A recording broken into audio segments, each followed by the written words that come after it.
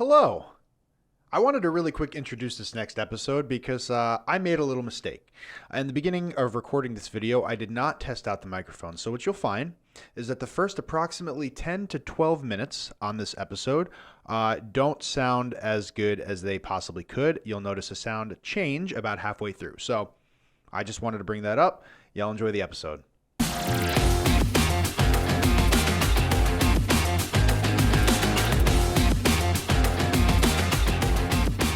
Welcome to another episode of Fortunes and Freedom. Y'all already know me, Joe Pellegrino Jr., owner of Yamirka.Strategies, and I have with me today a very, very special guest. It's actually a vendor of mine. I usually bring on clients as guests, but this time it's somebody that actually services me, which is really awesome. I've got with me Mrs. Yami Suyi, the owner of Suyi CPA and Associates. Hey, Yami. Hey.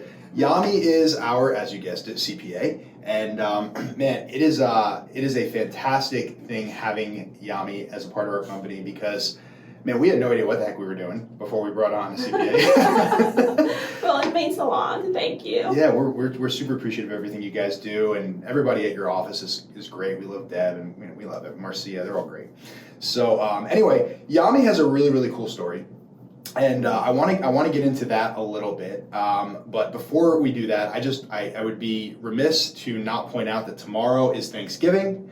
It'll have been last week for you once you listen to this episode, but for us right now, tomorrow is Thanksgiving, and there are so many things for us to be thankful for.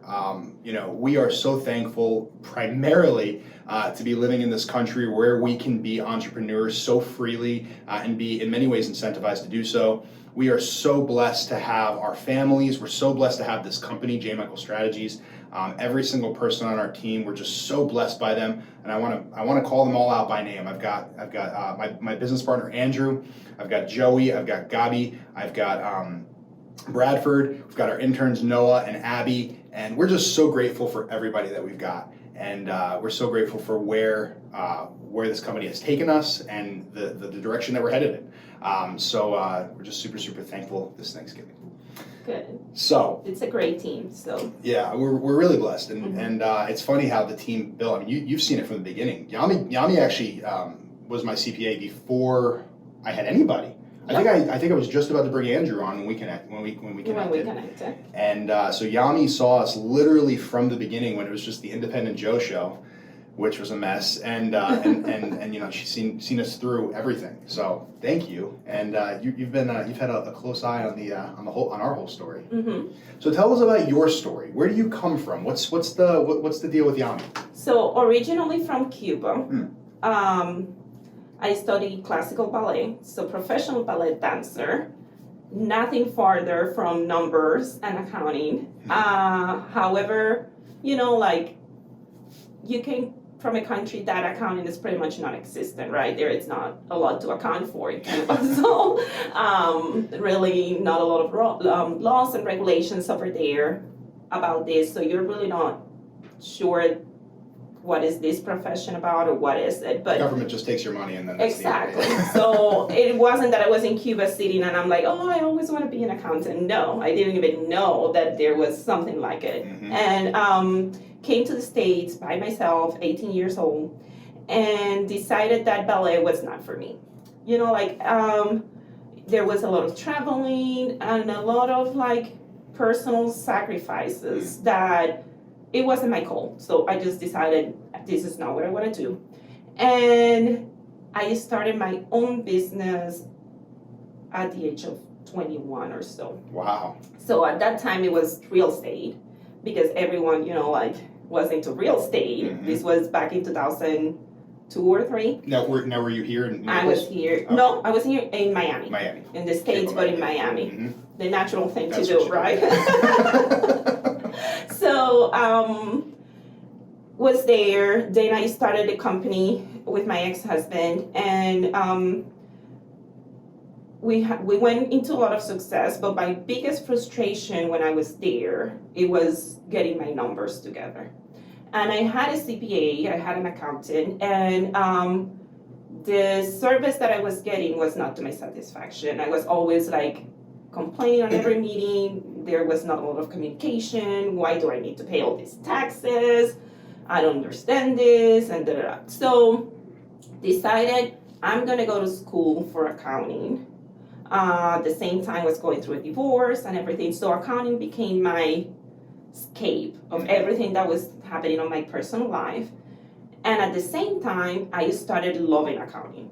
Like I fell in love with the profession and decided, you know what, I'm gonna dedicate my own, that is gonna be my career. So fast forward a few years, finish school, finish your master's degree, working for first a big regional local firm who got acquired by a bigger top national firm.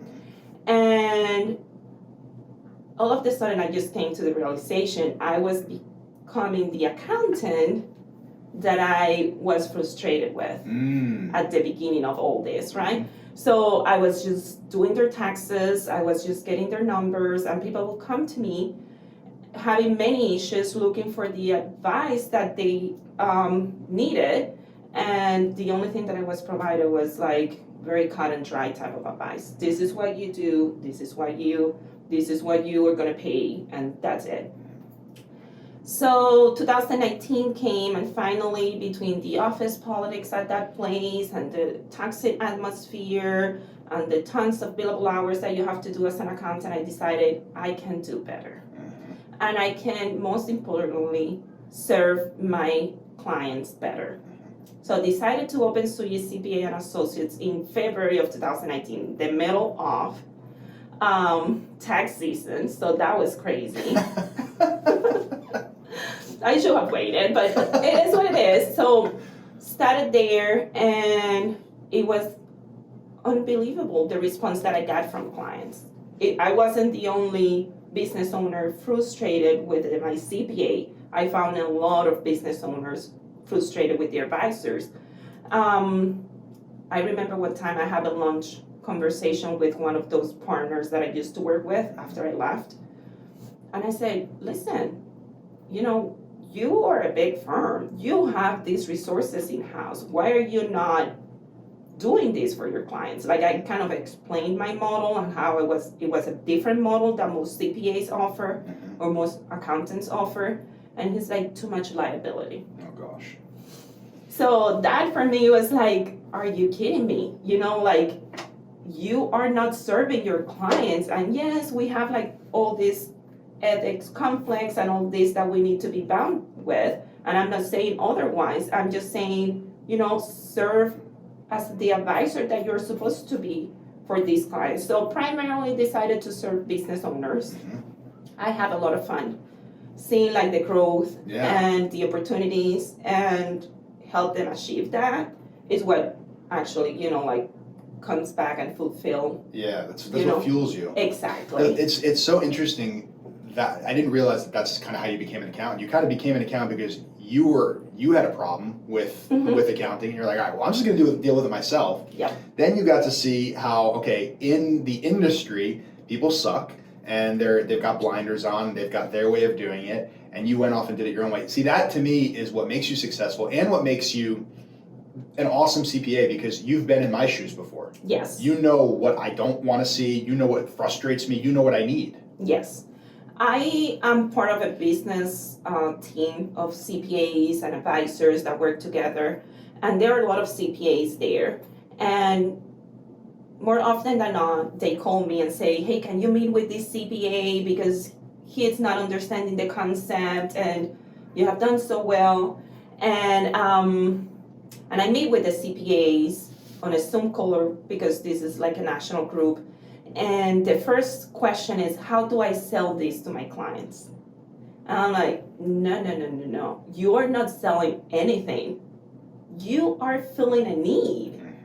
They need this. And they are so appreciative. Like when I present the model to most of my business owners, many times I receive like, thank you for doing this. And that's what I do it. And because I have been on the other side, I can see like the importance of having somebody that you can call and be like, being a business owner is a very lonely place. You cannot really trust a lot of people. Not a lot of people understand your business. So having that person that you can go and be like, hey, I'm stuck here. How do I move forward? Or do I need to roll it back a minute and take a deep breath and start from scratch? What are we doing? For me, it's everything. Yeah. And that I can provide that to my clients, it's all I want. That's huge. Yep. And I mean, I met you at the networking group, right? Yep. Master Networks. Mm-hmm. And I remember every freaking week someone would get up and say, Yami did this for me. Yami did that for me. You didn't have to sell yourself. No. Your results sold themselves, right? Yep. And that's when I knew. And when I first started at Master Networks, I hadn't quite leapt over that mental barrier that I need an accountant. Mm-hmm. And I mean, keeping on hearing all these results and stuff, I knew that the second that I needed one, I was calling you. And that's exactly what I did. And that is funny because I have several clients from Master Networks. Most of these are very small businesses, so I cannot really fully, expose to everything that we offer. Master Networks for me, it's more like I get in front of people when I have to talk because I'm very shy. So it pushes me from when I have to do presentations, talk on conferences, do stuff like that. I would have never dreamed about it. So that is what I get out of it. But at the same time, I do love helping the networking people. I consider most of them family. So even though they haven't been exposed to what you have been exposed as the model, they still find value out of it. Exactly. Even at the normal, basic CPA level of services. So that's important. Isn't that funny though? How you look at it as your most basic level of service, and for them, it's like they're so happy with what they're getting out of it. And I think that's it's a testament to the service that you provide, just like the ancillary services you provide, just the way that you communicate and the way that you go about things.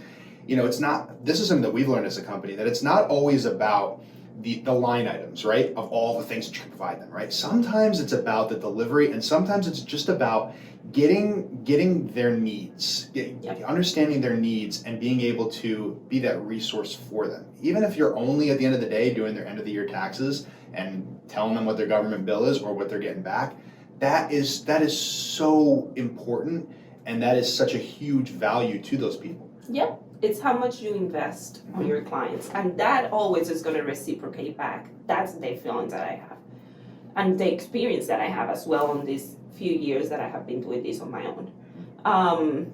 We have grown tremendously. I don't do anything marketing wise, and you know it. One, because it's very hard to support the growth when you start just by yourself, and then all of a sudden you grow with 131% in your first year and 100 and some more percent on the second year. Wow. You're like, oh gosh, if I grow 100% again this year, we're screwed. Like, how many hours do I have? It's so, yeah. It's a good problem to have. It is a good problem to have. And it shows you, like when you start with little dreams. Right. I mean, you have those big dreams in the back, but you're like, would I be capable of doing something like that? You never know, right? It will be your drive. Yep. And the value proposition that you're giving, and if people start responding to you, those dreams start being like the ones that are in the back of your head start coming to the front and being like, I can really do this, and it works. That's such a good way of putting it, because obviously we need to have the destination in mind, right? We need to kind of have an idea of what our goals are and all that. But if we look at it too wholesale, as this is where I want to be in 5 years, and this is all the stuff I got to do to get there, you're going to get overwhelmed. Yep. It's like the whole thing about eating an elephant. You got to take it bite by bite by bite. But also, if you're good at what you do, go through the doors that are open. The market's going to tell you where you need to go, and it's going to end up being a case where maybe you're not on the exact road that you thought you were to your goal, but you're going to be on a better one. I mean, that's what happens. Absolutely. I'm a big believer that you need to know where your destination is, right?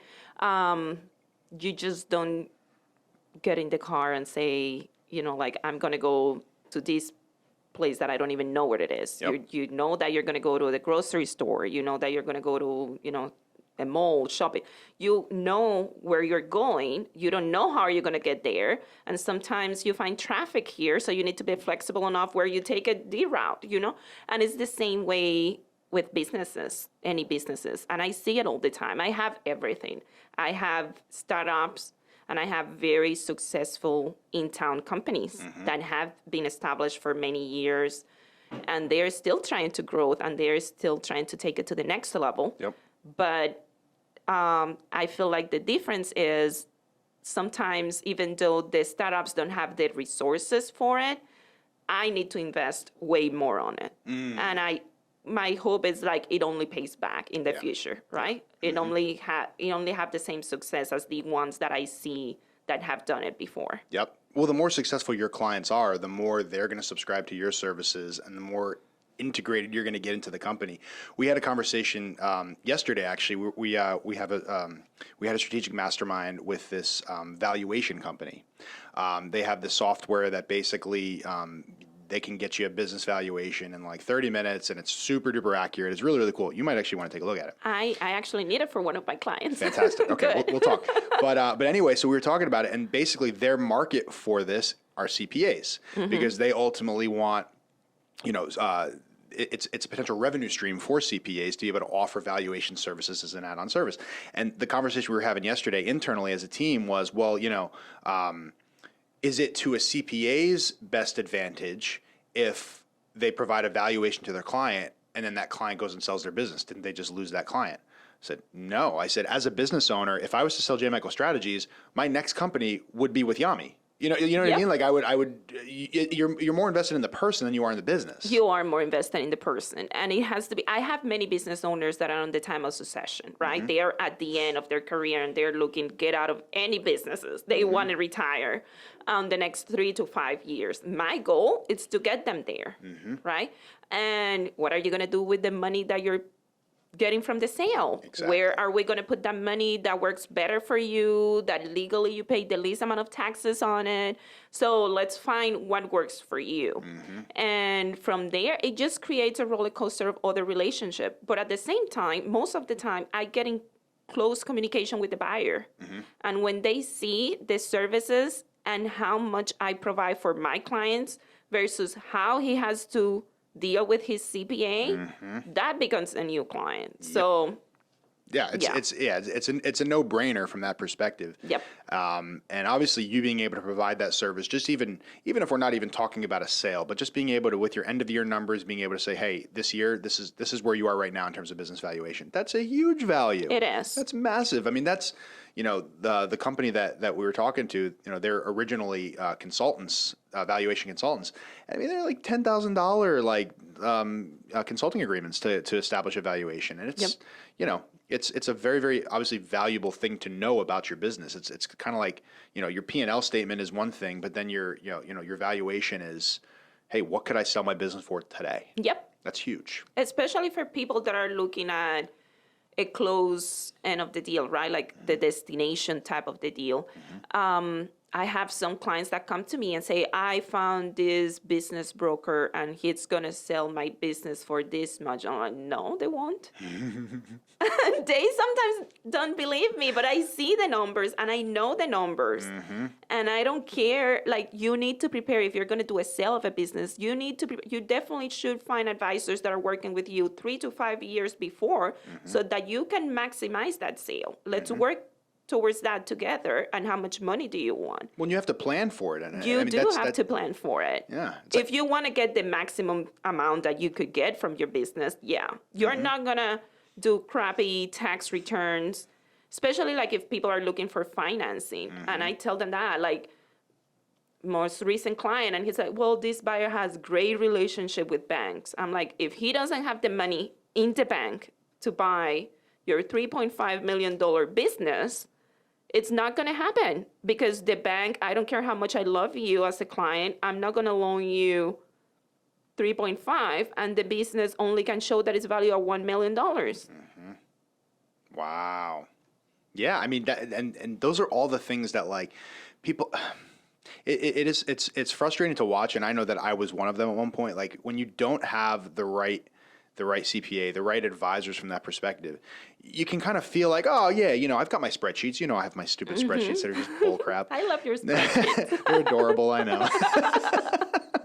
But but it's easy to kind of feel like, no, I mean, I got this. I might not be getting every dime out of it, but I'll make it work.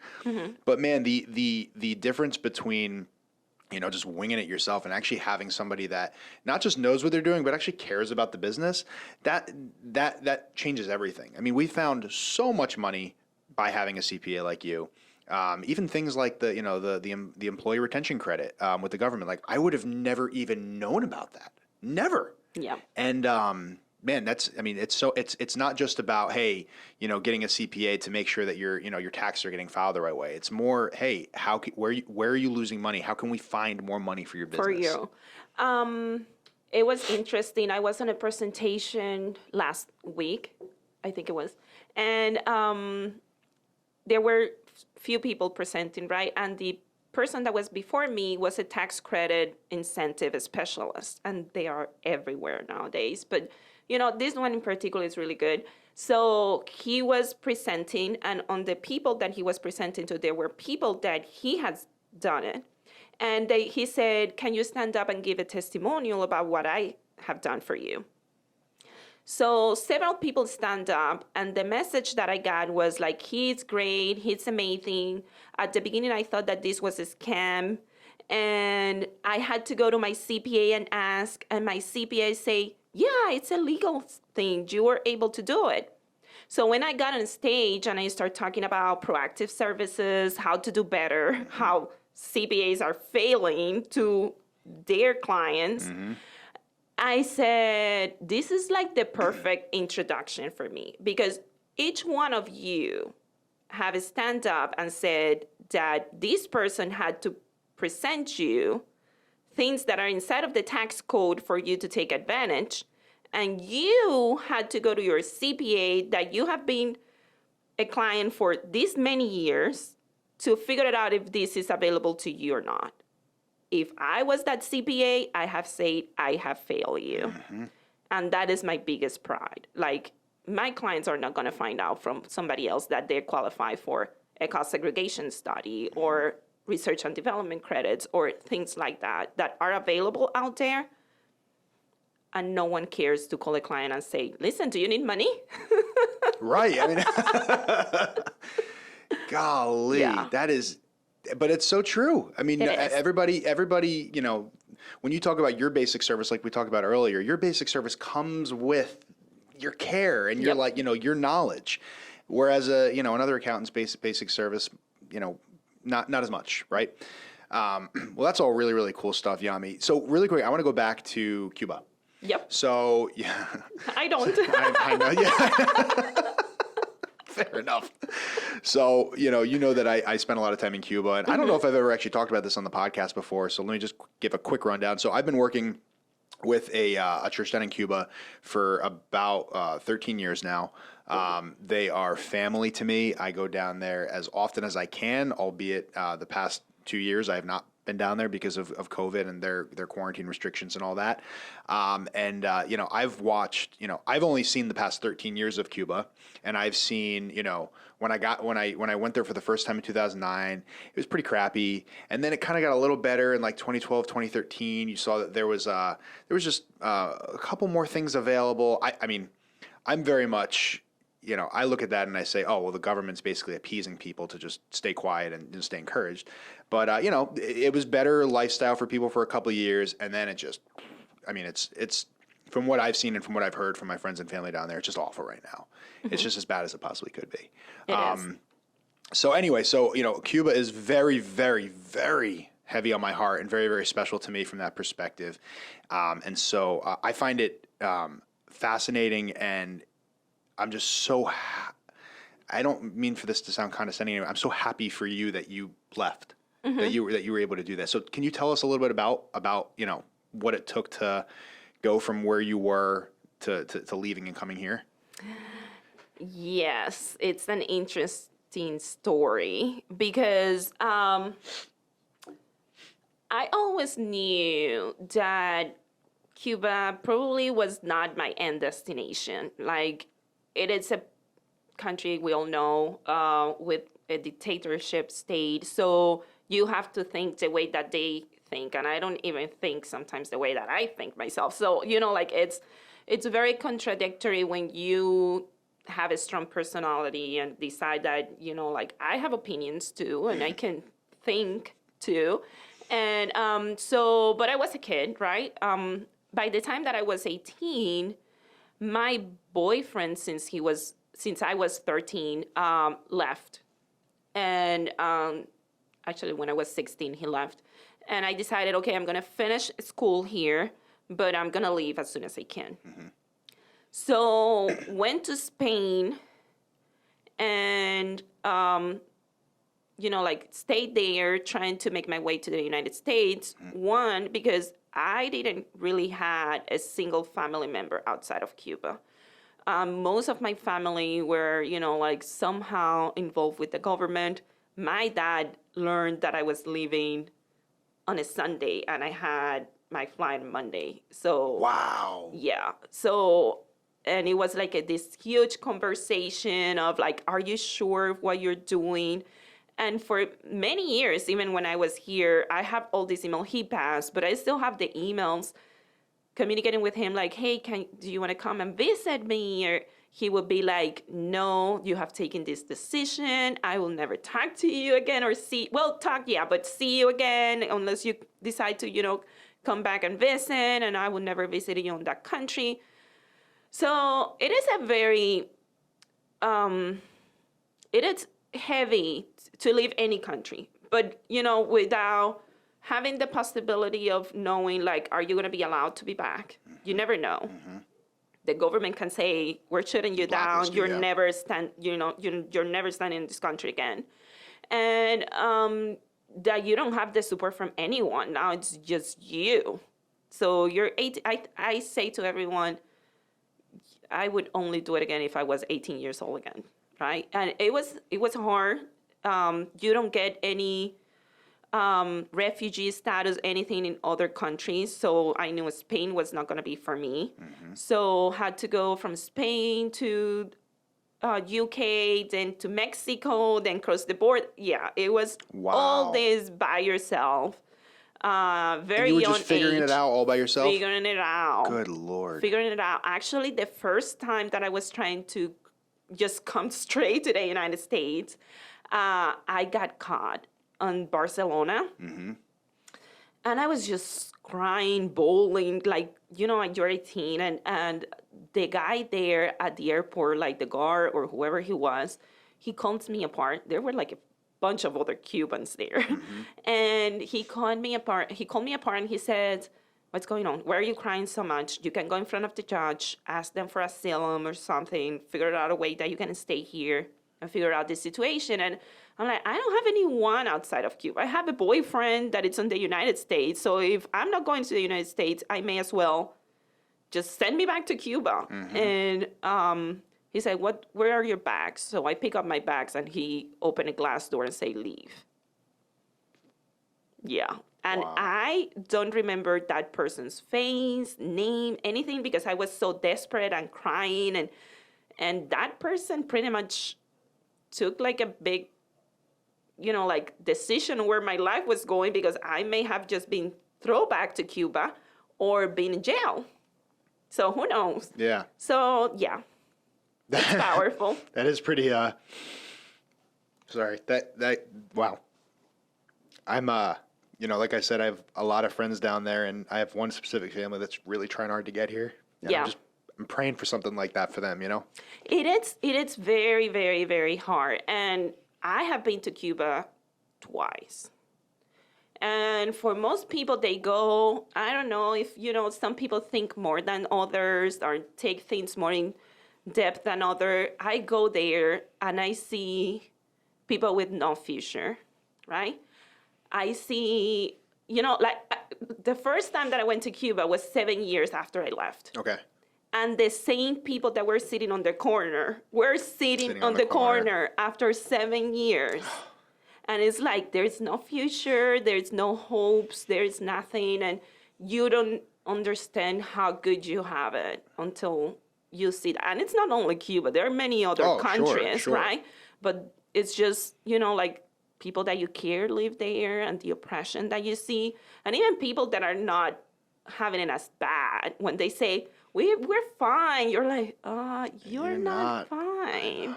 You don't know what fine is. It really is fascinating because, when I went there for the first time, I was there on a mission trip, and what ends up happening with mission trips, anybody that's ever been on one can attest, you see these people and they're in the church and they're so joyful, and you're like, wow, they have nothing, but they're so joyful.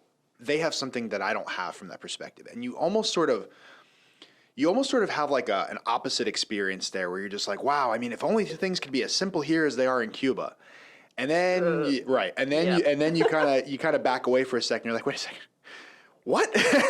That's not the right line of thinking. They're joyful in spite of all the crap, right? Yeah. But what I always found so interesting, because I've been going back and forth for 13 years, and there are people there. I've seen many people leave over the course of those 13 years, and it's gotten in some ways harder, in some ways easier. But I've seen many people leave. But what has been fascinating to me is the people that stay and the reasons that they stay. Yeah. And there's almost like an intentional ignorance about it, to say like, look, I know that I could have a better life over there, but I could never leave. I could never leave what I have here. It's almost like I don't even want to be there and like know, you know? And I find that really interesting. It is very hard to leave, but I feel like it's harder to stay, right? And some people have no choice. It wasn't until recently that you can go and take your kids out of Cuba. Right. Kids below 18 years old were prohibited to leave Cuba.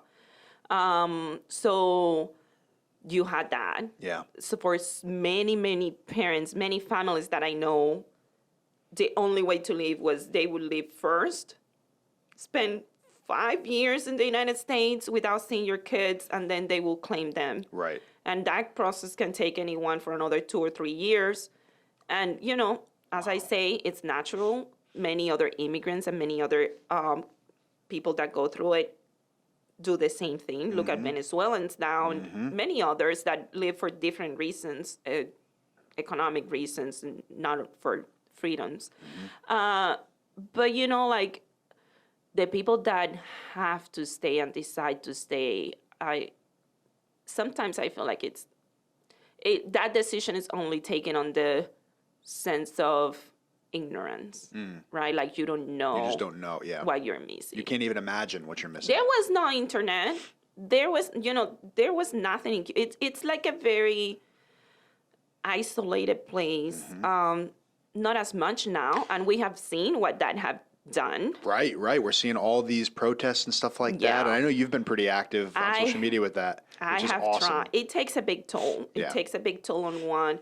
And when you see like, oh, we did all this, and at the end, there's more repression and a lot of people in jail, a lot of like teenagers in jail, just for filming the protests or things like that. Isn't worth it, And sometimes you think the only solution is for people to leave, but a lot of them don't have that chance. So you're just abandoning them if you decide to abandon the fight. I agree 100%. And my buddies down there, because they are very much like on the precipice of hopefully leaving there, being very, very careful with what they do. So I completely understand. But at the same time, they're in full support of everything that's going on with the protests and all that. And it's so funny that you say like, you do all this stuff, you had what went on in July, you had the November stuff, and you kind of feel like, man, nothing really changed. In fact, things kind of got worse, and you got all these kids in jail and stuff like that. But you're moving the needle. You have to believe that you're moving the needle. And that, something like this is not something that just happens overnight, right? Something like this is something where you have to be constantly changing the hearts and minds of those people that are standing on the corner. That they don't want any trouble. There's not a whole lot of violence in Cuba, so let's just keep things how they are, kind of thing. Those are the hearts and minds that you have to change. And by doing these things, that you're a part of, and that is happening in Cuba, that's what helps to move the needle. It does. And there is a saying in Cuba that it says, like, it never gets darker, but when it's about to start, the sunrise. So you know that things are only going to get worse. These people have been in power for forever. They have benefit from being in power for forever. You see at these politicians and their families, and they leave like very, very wealthy individuals, not like even a normal person here in the United States, like rich people. So they have profit out of this system. They're not going to let go. No. Plus, they have done pretty bad things too. So they know that they're going to be judged by it. So they are holding on to it with their life because there is no life after that for them. So, and that's what it's just funny to observe from here, like when the whole thing when they pulled the internet, right? Yep. I mean, that was a mistake on their part because obviously that lit people up. But then I think they caught on to that, and that's when they reinstated the internet. And when they put it back on, I actually said, "Shit!" I said, "Damn it!" Because so many people are like, "Okay, all right, well at least we have internet, right?" Yep. And that's the mentality, right? It's well at least we have rice today. At least we have chicken. It is such a hard thing to fight because I have stopped everything with Cuba. Like, I don't send any money to any family members. I don't send any food to any family members. That has been my response to this, right? Because we all know the ones that, know the people that were on the streets. Those were the people that were on the streets. The people that were getting money every month from somebody here, or the people that were sending food, getting sent food from somebody in here, they were not on the streets. Right. And the people here were calling them and saying, don't be on the streets. Right. You don't want any trouble. And so I'm like, you know what? This is going to be my way. If you decide that you don't want to be on the streets and you silently are supporting this, then you have to figure it out on your own. And when you need a pill, go to your government and ask them to provide it for you, because this is what you are supporting this way. But at the same time, I think about, what if my mom was still there? I know. What if my daughter was still there? Would I have the same position? Would I be this strong with this position? I know. It's hard, but at the same time, you're in the position that you're in, and you're in the situation that you're in, and because you don't have any sort of those strings attached to you, you're able to do the things that will hopefully make the change, right? Yep. And yeah, maybe if you had a mom or a daughter, you wouldn't be as strong about it, but that doesn't necessarily mean that it's the right thing to not be strong about it, right? Yep. It means that, all right, you'd have an emotional connection that would make it much more difficult to do so. But because you don't have that, I mean, it's amazing. I watch what you're doing on social media, and I know you're doing so much more than that. And thank you. It's amazing. Like I said, Cubans are really special to me. Not Cuba. Cubans are really special to me. And anyway, let's kind of pivot back before I start crying again. Let's kind of pivot back to accounting and kind of start wrapping this conversation up. So it's funny how you said you wanted to be an accountant sort of after the fact, because in Cuba, obviously, there's nothing to account for, and you've built this whole company that's fantastic. What is one thing that you want to say to small business owners, guys like I was a year and a half ago, that are just starting off and feel like they can do it by themselves? I say, realize what is your position, right? You cannot do it all. And by doing it all, you may be doing a disservice to your business.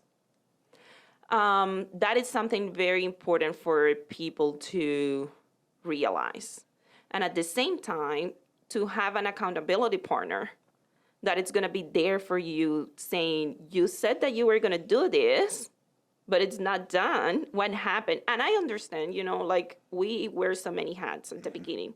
I remember, when I took my first employee was an assistant, and it was because my $250 hourly rate was being used on printing returns, mailing returns. I'm like, what am I doing? This doesn't make any sense.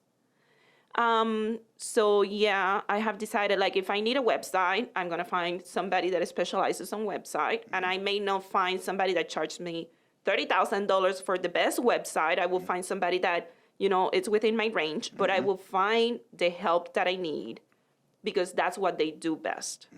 The same way that you hope that whatever you're selling as a self-employed individual, people are going to recognize that you are the best at that, and they're going to hire you. Do that same thing for your business. Find your marketing person. Find your accounting person. Find, like, get your people to support the growth that you are gonna see, and it's gonna pay back. It should pay back if you have the right advisors by you. Absolutely, and I can attest that it has paid back for us. So if you're in the Southwest Florida area, please call Yami.